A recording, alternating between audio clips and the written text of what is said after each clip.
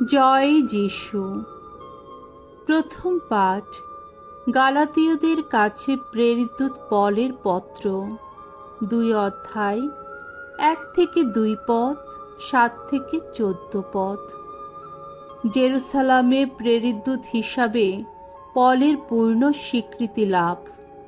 আন্তিওখে পিতরের বিরুদ্ধে পলের অভিযোগ। প্রিয়জনেরা, 14 বছর কেটে গেছে। বার্নাবাসের সঙ্গে আমি আবার জেরুসালামে গেলাম। তিতকেও সঙ্গে নিলাম। আমি তো দৈব বাণী পেয়ে সেখানে গিয়েছিলাম। বিজাতীয়দের কাছে মঙ্গল সমাচার প্রচার করে যা যা বলে থাকি, তখন জেরুসালামের ধর্মভাইদের সামনে আমি সব কথাই পেশ করলাম। অবশ্য স্বতন্ত্র এক সভায়, শুধুমাত্র গণ্যমান্যদেরই সামনে। কেননা আমি জানতে চেয়েছিলাম, এই যে দৌড় আমি দৌড়চ্ছি বা আগে দৌড়েছি, তা বৃথা নয় তো?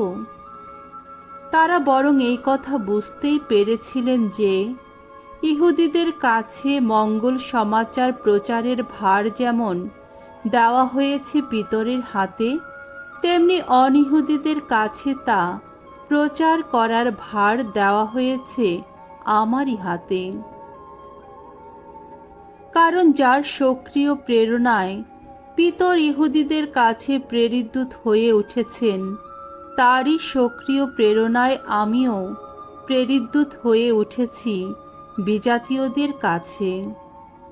তাই ঐশ্ব অনুগ্রহে আমি যে সত্যি এ দায়িত্ব পেয়েছি, সে কথা বুঝতে পেরে যাকব, পিতর আর যোহন, মণ্ডলীর স্তম্ভ বলে স্বীকৃত যারা, তারা তখন আমার ও বার্নাবাসের হাতে হাত মিলিয়ে দিয়ে তাদের সহকর্মী বলে আমাদের গ্রহণ করলেন।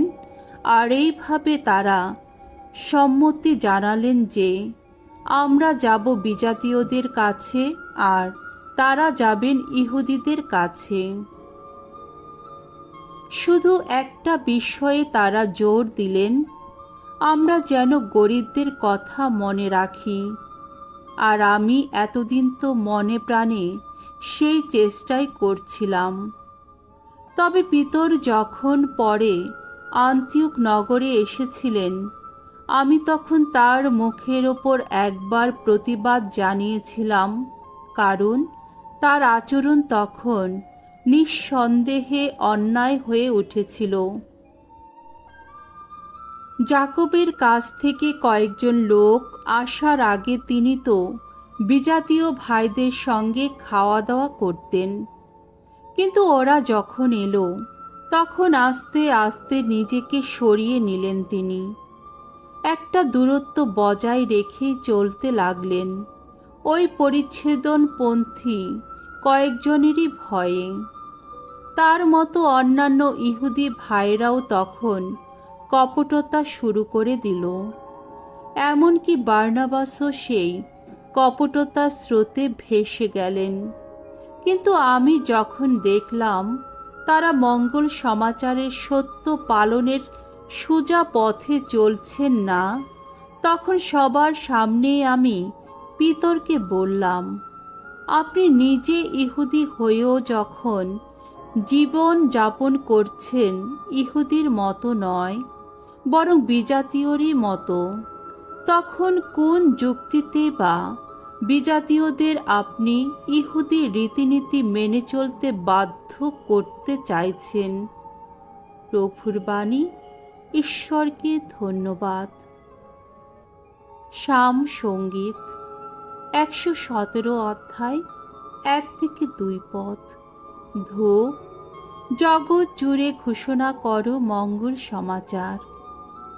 সকল জাতির মানুষ, ভগবানের স্তুতিগান করো। সকল দেশের মানুষ, গাও তার গৌরব গাথা। আহা, আমাদের প্রতি তার ভালোবাসা কতই গভীর! ভগবানের বিশ্বস্ততা সে তো চিরন্তন। বাণী বন্দনা। জয় জয় প্রভুর জয়। আমরা পেয়েছি ঈশ্বর সন্তানের সেই ভক্তি স্নাত মন, যে মন বারংবার ডেকে ওঠে পিতা, ওগো পিতা। জয় জয় প্রভুর জয়।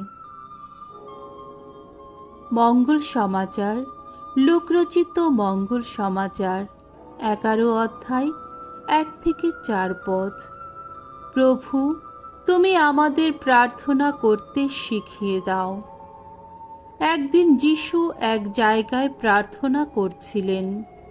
তিনি যখন প্রার্থনা শেষ করলেন, তখন তার শিষ্যদের একজন তাকে বললেন, প্রভু, যোহন যেমন তার শিষ্যদের প্রার্থনা করতে শিখিয়েছিলেন, তেমনি আপনিও আমাদের শেখান।